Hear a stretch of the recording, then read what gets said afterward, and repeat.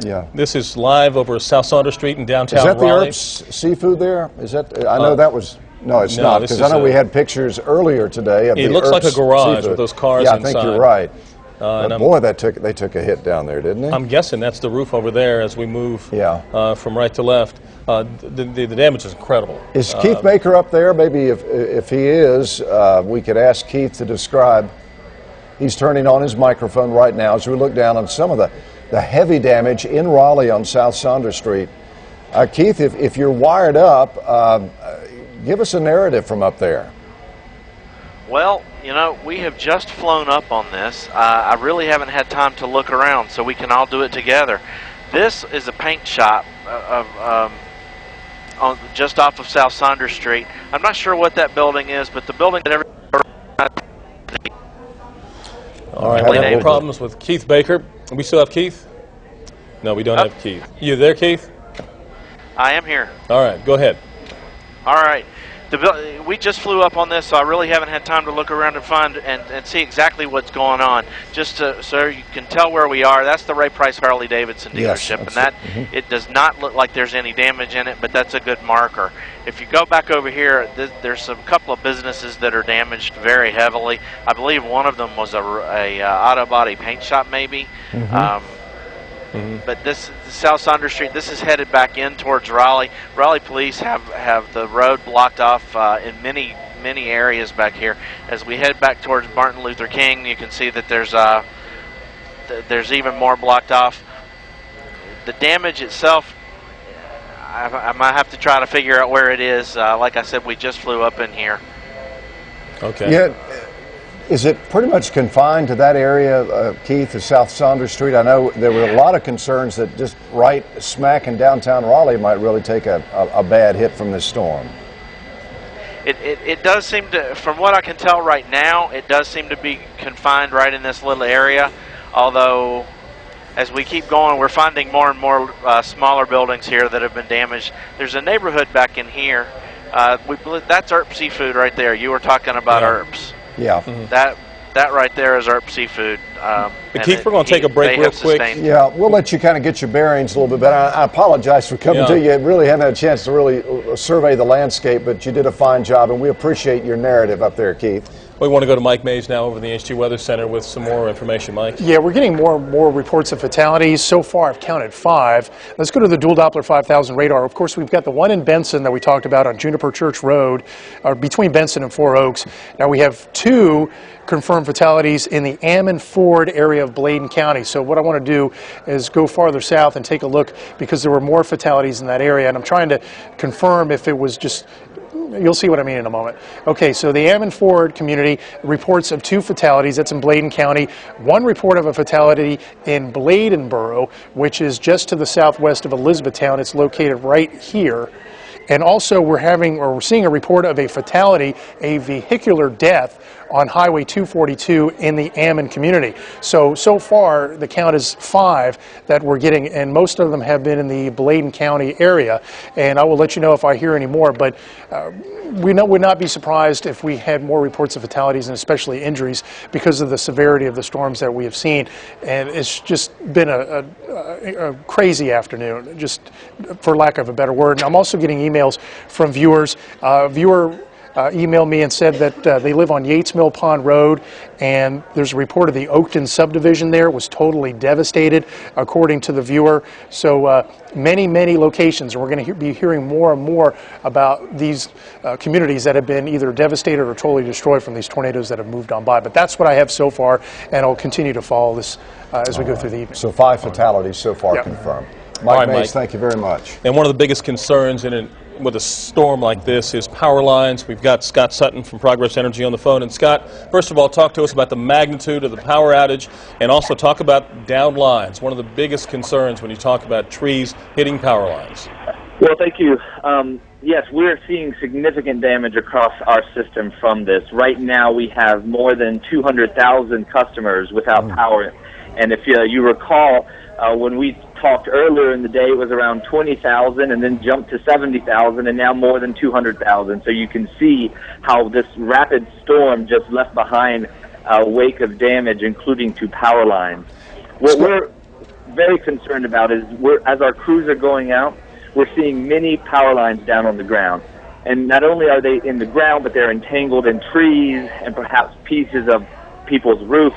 And it is extremely important, especially as people are going out, sightseeing, trying to check out damage, perhaps trying to cut away some trees that might have fallen down, that you must be aware of the power lines. You cannot guarantee that just because it's in a tree or on the ground that it doesn't have dangerous electricity flowing through it.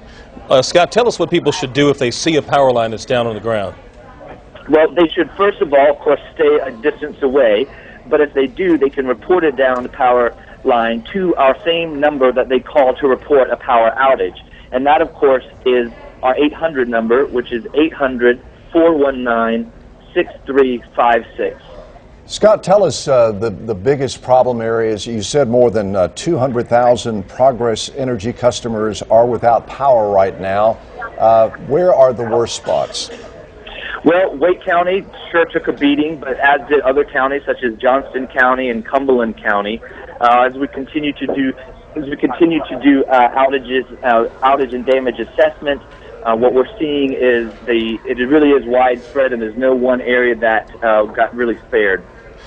Scott, we asked this same question of Doug Hoyle with the state.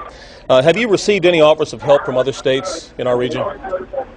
Sorry, could you repeat the question? Have you received any offers of help from other power companies in other states?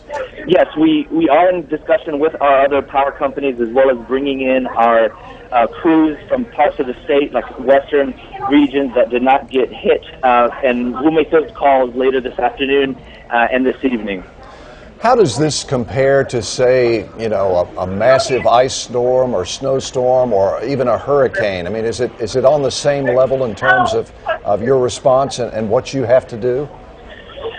Definitely. What we're seeing is not only in terms of the number of customers who are without matches a significant storm such as a hurricane, but we're seeing significant damage to our transmission structures. And what that means is our customers should be prepared for potential extended outage. As we repair these large structures, what it means is we're going to have to take our time and be sure to be able to do it safely. Scott, when there is a line down, and we're watching video right now, I don't know if you can see it, of utility poles laying across the road in downtown Raleigh, how long does it take for you all to get power either shut off once the lines have been knocked down so they are less of a danger to people? And then, of course, I guess the question, the $64 million question, how long before folks are back up and running? Yeah, I wish I could give you an answer on when people will get their power back. Right now, we're still in a damage assessment mode, and we anticipate, as we are able to, we will bring people back on throughout tonight and probably through at least tomorrow morning. As far as when we can restore power or actually remove power, that depends a lot on where the line break actually is and when our crews can get to it. Oftentimes, we have to manually flip a switch to prevent the power from flowing. Scott, have you had any reports of anyone being injured or electrocuted today? I mean, we're looking at this video here. It's just it's a scary scene to see all those lines down.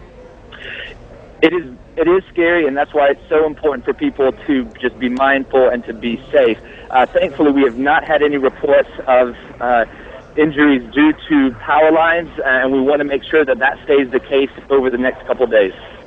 All right, Scott Sutton from Progress Energy, thank you very much for talking to us, Scott. You've got a long night ahead of us, ahead of you, just like a lot of us do. I'd like to point out, of course, Gerald, that CBS programming tonight will be aired at its normal time on WRAL-2, which you can see over the air at 5.2, or on Time Warner Cable Digital Channel 106. We've got Nate Johnson in the HD Weather Center with some more information on the coast. Nate? That's right. Again, we're being simulcast not only on Mix 101.5 WRAL-FM and 99.9 The Fan, but also on our sister station WILM CBS 10 in Wilmington. And for those folks down there, I want to let you know that you are under tornado warning for New Hanover County, That's the northwestern corner of New Hanover County, Pender County, as well as northeastern Brunswick County. It's for this storm here. Now, this is going to miss Wilmington proper. I want to say that again. This storm is not going to affect Wilmington proper, the downtown area, or Wrightsville Beach, but it is moving into portions of Pender County and will eventually cross into Onslow County. I want to see if we can get a storm track on this for you, and to find some of the locations here that are going to be impacted by the tornadic part of this thunderstorm: Clark's Landing, Bell's Crossroads, Rocky Point, Ashton, and Twin Oak. And this is going to be moving off toward the northeast at about 50 miles per hour. Again, just like everything else today, this storm is moving rather quickly and will again push off toward the north and east. So we're not going to have to worry about this for Wilmington, but folks in the northern part of New Hanover County, as well as Pender County to the south of Burgaw and moving into Onslow County, a tornado warning in effect right now for this, and that tornado warning will go until 7:45. That's about another 30 minutes from now, give or take. So again, tornado warning in effect for New Hanover, Brunswick, and Pender counties until 7:45. We'll keep this watched for you here, but right now we'll send it back to Gerald at the desk. All right, Nate, thank you very much. And Brian Schrader's been following some damage reports from Fayetteville. Brian, you have some video or pictures to show us? Yeah, we have some pictures that our viewers are sending in from Fayetteville, also from Wilson. We're getting our first look at some damage from some other areas that our crews are on the way to. First of all, this is in Fayetteville, on the north side of Fayetteville, some damage at the Long Hill Point apartment complex, which is not too far from the Kelly Springfield, rather Goodyear plant up there on 401 Ramsey Street. Here's you saw there in that picture, in that apartment complex, cars tossed around, the windows blown out of cars, also some damage to the roof there, and also windows blown out of the buildings themselves. This is some picture from damage in the Benson area in Johnston County. Looks like a building there largely collapsed right off of Highway 50, according to the person who sent that picture to us. From Wilson, we'd gotten reports of numerous cars overturned and buildings destroyed near downtown Wilson. This is a picture of damage at Forest Hills Road at Tarboro Street in Wilson. And the building you see there in the distance, according to the person who sent this picture, that is Exclusive Cleaners. Quite a bit of damage there, not too far from there at a Walgreens. Again, this is Forest Hills Road at Tarboro Street. You see cars blown up on the sidewalk against the building. Looks like an ambulance there in the distance. And also getting a lot of damage reports from Roanoke Rapids there on the northeast side of our viewing area. This is a picture from Roanoke Rapids. We're told that the Manning School of Roanoke Rapids badly damaged, according to the person who sent this picture. A couple other pictures from the parking lot there in that Lowe's shopping center near 421 and 87 in Sanford. This is a car blown around, the windows knocked out of it. Another image from the Big Lots, which is just across the way there. There's a Tractor Supply over on the left side, Big Lots to the right, and a truck flipped over there in the parking lot. Getting some dramatic pictures this evening. We've got about 300 pictures right now on WRAL.com, and if you have anything that you'd like to share with us, we'd like to see it. Go to WRAL.com, enter Report It in the search box. There's also a link there on the home page where you can send it directly to us, or you can just email it straight on to us, reportit@WRAL.com. Back to you. Brian, thank you very much, and certainly a horrific scene in Sanford in Lee County today as a funnel cloud plowed right through a Lowe's home improvement store this afternoon. It's unbelievable. WRAL's Brian Mims is live there in the Sanford area. Brian, what can you tell us? Well, right now, I can tell you, just looking to the west, it's a beautiful blue sky. But you can see, you might be able to tell over my shoulder, the big wall of clouds. That's the storm that pushed through here this afternoon. And I believe the time was around 2:45, 2:50. That's what I've been hearing from folks out here on the scene. And that funnel cloud began drilling through Sanford. And we have some YouTube video of when it actually touched down this afternoon. And you could just see the raw power of that storm blazing a destructive trail right through Sanford. And it landed, it touched down along Horner Boulevard, which is a busy stretch of road. It's probably the busiest one here in Sanford. It's a commercial district with plenty of businesses, fast food restaurants, and so forth. It came barreling into that Lowe's home improvement store this afternoon, and we've shared some interviews, some clips of interviews this afternoon of employees saying how they noticed the funnel cloud bearing down on the store, and they began herding everybody back to the rear of the store. All the customers and employees got to the back of the store in break rooms and in hallways in the back and sought shelter there, and it was over in a matter of seconds. But the words that people have used to describe this event, how it sounded like a big sucking sound in the air. It sounded like an explosion. And the winds were just ferocious there for a few seconds, and then it was gone. And you could probably notice from the aerials that the swath of destruction extends for quite a ways across Highway 421. You could see how the storm, the funnel cloud, came in from the west and raked across the Big Lot store on the west side of 421, then demolished that Lowe's home improvement store. There's hardly anything left of that place, and then continued on across some pine trees, and then from what I've seen in the video, it looks like the funnel cloud lifted at that point. We have not received any official reports of injuries, serious injuries from this, or any fatalities. We have heard some unconfirmed reports of people unaccounted for in the store, and possibly fatalities. It's been hard to confirm any of that information so far. I've tried to reach the Sanford Police and the Emergency Operations Center here in Lee County. They have not been able to tell me anything so far, only that they are working to get a public information officer out to confirm some of this information we're hearing about fatalities and injuries. But when you look at the extent of that destruction, it would be hard to believe that nobody was seriously hurt in this. We pray that there were no serious injuries or fatalities, but as information comes in and the situation unfolds, that might change as the night goes on. Authorities do have a wide perimeter here. This is about as close as we can get. Where I'm standing now to do this live report is as close as we can get to the store. It's about a quarter of a mile. Wish we could get a little closer, but we certainly have all this video and images to show you that we shot from earlier. Bill and Gerald? Brian, did you get any estimates as to how many people were in the store at the time of the tornado at 2:45 today? That's a good question. I really don't have an estimate, but it sounds like there were dozens. I would hazard a guess that there were dozens of people in that store. Think about it. It's Saturday afternoon. It's a home improvement store. It's safe to say there were quite a few people in there. And just looking at the parking lot was filled with vehicles. It was a full parking lot almost, and you probably saw from the images there that the cars were seriously damaged, windows were shattered. So it was a busy day. Saturday is probably the busiest day of the week for Lowe's. This video just leaves you speechless when you see the magnitude of how devastating this storm was to the people in Sanford. Brian, we see the damage to the stores around there. We saw damage to, it looked like a Hardee's. Did you have a chance to survey the damage on your way there of homes in the area? Well, when we were coming up Highway 87 from Fayetteville, and I pointed this out earlier, as you're coming into Sanford, you'd have no idea that something like this took place. There's no damage on down Highway 87 between here and Swan Station and Lemon Springs, that area. If you head down 87, once you reach Horner Boulevard, Highway 421, that's when it hits you.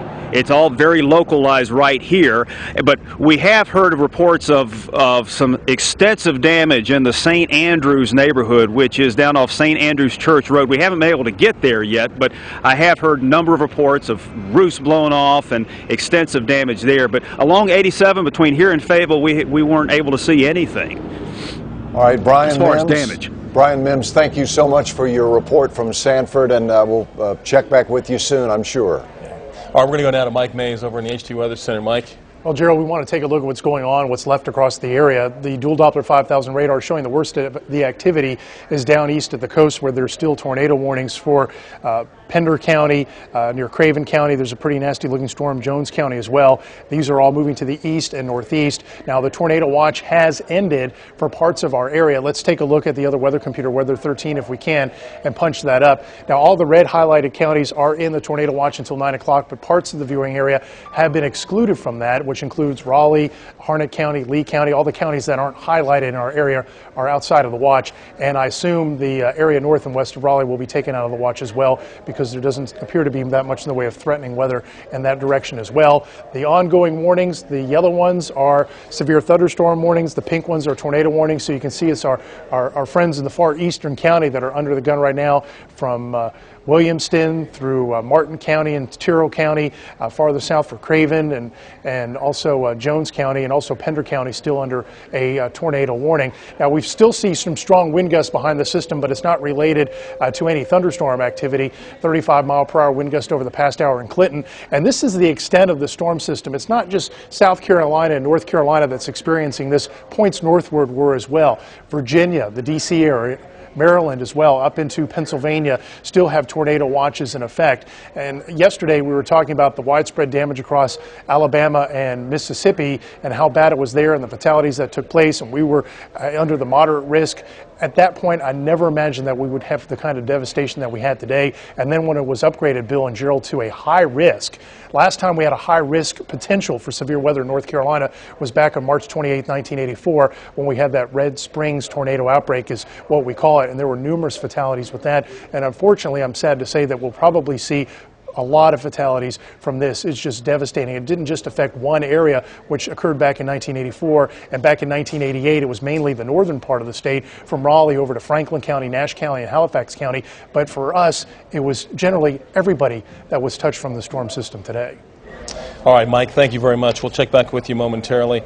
I want to give you a reminder, CBS programming tonight will air at its normal time on WRAL-2. You can see it over the air on 5.2 or on Time Warner Cable Channel 106. We saw that YouTube video of that funnel cloud coming into Sanford this afternoon at 2:45 with all those people in the Lowe's home improvement store, the customers, the workers.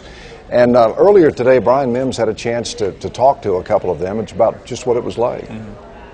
We was on the lumber end, and we were just watching the sky. We were watching the lightning, and next thing we know, we just seen stuff twirling right behind us, behind the Tractor Supply store. So we ran to the front of the store, and then that's about this time my coworker came in and he seen it, and we all just ran to the back. That's about the time we got to the back. That's when everything just started blowing. So we all hit the floor. It was over in a matter of minutes, just a few seconds. Now, were you yelling for everybody to get back to the store? Yeah, everybody. We was yelling for everybody to come back to the back of the store. And y'all, was there one central location in the back? He mentioned the break room. Yeah, it was in the hallway right before you get to enter the break room. Okay. I'm just glad everybody's all right. Two good concrete block walls all the way back where people can line up in. Because I was coming into work at 3 o'clock and pulled up at the front of the Honda dealership at the stoplight, looked to my left because I was listening to 101.5 WRAL and heard they wanted to just touch down Lemon Springs, which I knew was right through the woods. And so I got on the phone, called my buddy Patrick, who works in lumber, and I told him that there was a tornado leader across the street heading that way. I got in the parking lot. By the time I got in my car, I looked across the street, it was huge, huge.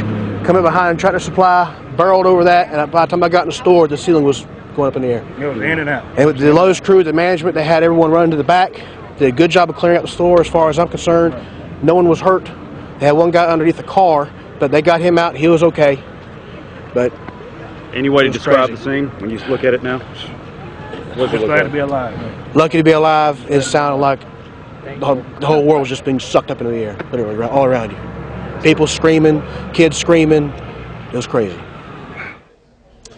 Wow, that's, all right. When you hear that, it's amazing. Yeah. And you know, that's a scene that's being played out all over our area, yeah. People having the same sorts of conversations. Up in Halifax County and Roanoke Rapids, we understand, Gerald, they've just announced a curfew. They want everybody off the streets. You know, there's a lot of work to be done. There's debris to be cleaned up, power lines to repair. So a curfew has been instituted in the Roanoke Rapids community up in Halifax County, and that's just into our newsroom. And certainly this isn't a time to go out sightseeing. I mean, yes, there's a lot of damage out there. We'll do that from here. If you don't have to be out, by all means, just stay home. I mean, power lines are down. You've got street lights that are out.